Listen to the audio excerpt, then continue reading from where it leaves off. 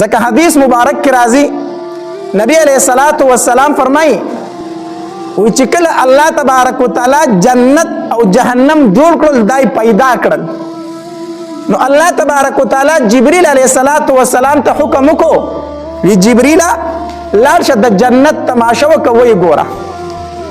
نو جبريل علیہ الصلوۃ والسلام جنت ته لاړو نو جنت وکړو او داغه نعمتونه او داغه خوشحالي ولیدلې نو چې واپس راغې الله تبارک وتعالى تینا تاسو کو جبريل جنت څنګه وو نو جبريل علیہ الصلوۃ والسلام فرمایل وی الله تدې جنت متعلق چې چاته خبر ورسېدو نو هغه بخامخا د جنت لپاره تیارې کړي ته ځان را رسي داسې نعمتونه چې چا ووریدل نو ضرور بزان د جنت لرا رسي ځکه حدیث مبارک کې راځي نبی علیہ الصلوۃ والسلام فرمایي حدیث قدسی دی الله تبارک وتعالى فرمایي وای د مؤمن د پاره چې ما په جنت کې کوم نعمتونه تیار کړی دي تر اوسه پورې سترګو لیدلې نه دي وګونو اورېدلې نه دي او د یو انسان په تصور کې داغه خیال هم نشي راتلی د انسان په ځړ کې داغه تصور او خیال هم نشي راتلی داسې نعمتونه الله تبارک وتعالى د مؤمن د پاره په جنت کې تیار کړی نو جبريل علیہ الصلوۃ والسلام فرمایلی الله دا کم نعمتونه چې په جنت کې دي کم انسان چې د دې نعمتونو نه خبر شونه ضرور به د جنت ته ځان را رسي بیا ورته الله تبارک وتعالى فرمایلی جبريل لاړ شه د جهنم تماشا وکړه جهنم وینا جبريل علیہ الصلوۃ والسلام لاړو د جهنم ننداره وکړه او د جهنم هغه ووري ولیدو د جهنم هغه بړکای ولیدله د جهنم هغه غصه ولیدله داغه عذابونه ولیدل چې واپس راغی الله د دې جهنم متعلق چې د چا وګونو تم د دې خبر ورسېدو چرته به د جهنم ته غرانش چرته به د جهنم ته رانش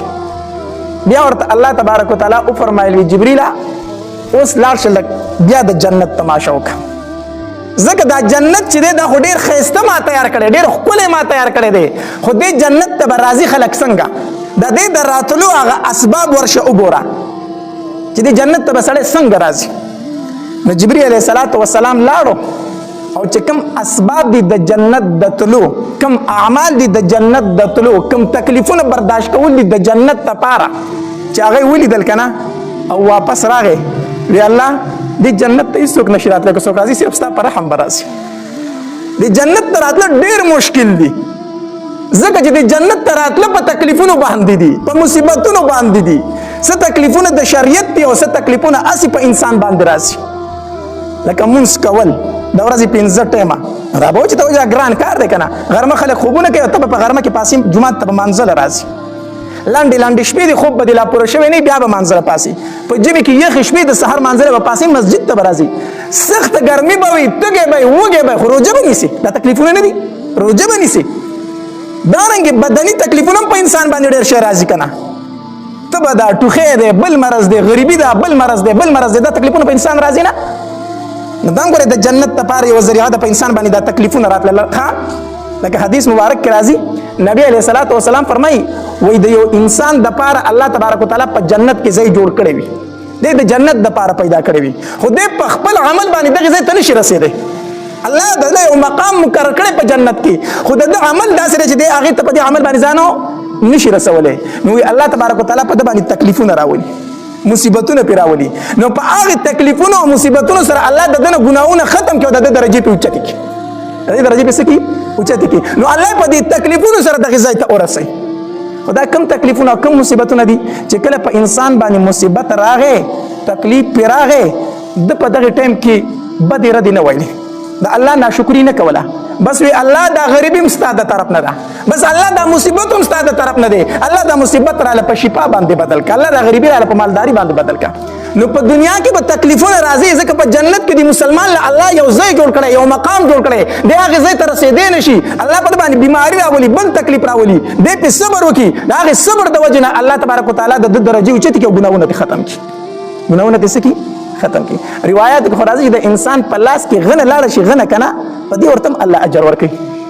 په دې ورته هم الله اجر ورکوي چې دته یو تکلیف میلاو شو نو کله چې جبرئیل علیه السلام هغه مصیبتونه وکتل هغه تکلیفونه وکتل چې دا تکلیفونه به برداشت کوي هله به جنت ته ځي ځکه حدیث مبارک کې راځي وی جنت الله په تکلیفونو باندې پټ کړی دی. حدیث مبارک کې راځي نبی رسول الله فرمایي خبردار دا الله سودا ګوره ګرانه ده، دا الله سودا سره ګرانه ده، دا الله سودا ارزانه نه ده. جنت ګټل دي آسان کار نه، تکلیف په برداشت کوي. زموږ استاد به فرمایلی دا سدلون خو خیرات خو نه ده چې هر سړی دې ورته ځي، تکلیفونه به برداشت کوي. نو جبرئیل علیه السلام چې هغه تکلیفونه وکتل کنه او واپس راغی وی الله دې جنت ته تل ګران دي، صرف ستا په رحم به ورته خلک سي. بیا ورته الله تبارک وتعالی فرمایي اوس لاړ شه د جهنم د تلو اسباب وګوره چې د جهنم ته به خلک د کومو عملونو د وجې نه ځي. نو چې جبرئیل علیه السلام لاړو او جهنم یې وکتو نو جهنم په مزو کې پټ و. جهنم په څه کې پټ و؟ په مزو کې پټ دی. ځکه چې عیاشۍ دي، خوشحالۍ دي، بدکارۍ دي، غلا ده، زنا ده، بل عمل دی بل عمل دی، ټولې خوشحالۍ. ګناه خو د هر انسان زړه غواړي که نه؟ د هر انسان زړه ګناه غواړي، خو ځان به د ګناه نه بچ کوي. نو چې ستا زړه سمني هغه کوي، خپله مرضي کوي او ځان خوشحالۍ په دنیا کې، نو چېرته به ځې؟ جهنم ته به ځې که نه؟ نو جهنم تش په خوشحالو کې پټ شوی و. نو چې جبرئیل علیه السلام واپس راغی وی الله دې جهنم نه ځان ساتل ډېر ګران دي، دې نه ځان ساتل ډېر زیات ګران دي، ورنه اکثر خلک هم دې جهنم ته راځي، دې جهنم ته به داخلېږي. الله د دې وجې نه په دین اسلام کې به تکلیفونه برداشت کوي. دا تکلیفونه ستا د اوچتوالي دپاره دي، ستا د ګناهونو د ختمولو دپاره دي. حدیث مبارک کې راځي نبی علیه السلام فرمایي وی د ټولو نه زیات تکلیفونه الله تبارک وتعالی په دنیا کې پیغمبرانو ته ورکړي دي، پیغمبرانو ته ورکړي. او بیا چې پیغمبر ته څوک څومره زیات نږدې وي دومره به تکلیفونه زیات راځي. څومره چې پیغمبر ته څوک نږدې وي دومره به په هغه باندې څه وي؟ تکلیف زیات وي. الله نو تکلیفونه به راځي، مصیبتونه به راځي. بعضې خلک داسې که نه مونږ ته ټلیفون وکړي وایي مولي صاحب چې مونځ او دس مې نه کوه ښه بېکاره ګرځېدم نو هر کار مې سم و، اوس مې وظیفې شروع کړی، مونځ او دس مې شروع کړی، یو کار مې هم سمې نه خوري. داسې وي پکې اکثر خلک که نه وظیفې هم کوم مونځونه هم کوم او نور فاسقان فاجران دي د هغې کار په بره روان دی او زما هغه په ښکته را روان دی. نو زه ورته وایم الله تبارک وتعالی درنه په دې مصیبتونو باندې کوم ګناهونه چې دي کړي هغه درنه ختموي که نه؟ هغه درنه ختموي. ستا دپاره الله په جنت کې ټیکانه مقرر کړې ده، ځکه خو ته دیندارۍ ته راواړولې. اوس په دې دیندارۍ کې به مصیبتونه راځي چې کوم ګناهونه شوي چې د هغې کفاره درله په دنیا کې درکړې شي او الله تبارک وتعالی به ستا درجې اوچتې کړي، دغه مقام ته دې ورسوي. نو ان مع العسر یسرا، ان مع العسر یسرا. د دین اسلام دپاره چې چا سختي برداشت کړې ده که نه نو د هرې سختۍ سره بیا څه دي؟ خوشحالۍ دي. د هرې سختۍ نه وروسته بیا خوشحالۍ دي. خو د دین اسلام دپاره دا نه چې دنیا دپاره ته تکلیفونه برداشت کړه بیا وایي چې وروسته به خوشحالي راځي. د دین اسلام دپاره د شریعت دپاره چې چا تکلیف برداشت کړی الله تبارک وتعالی بیا ښې ورځې راوستې دي.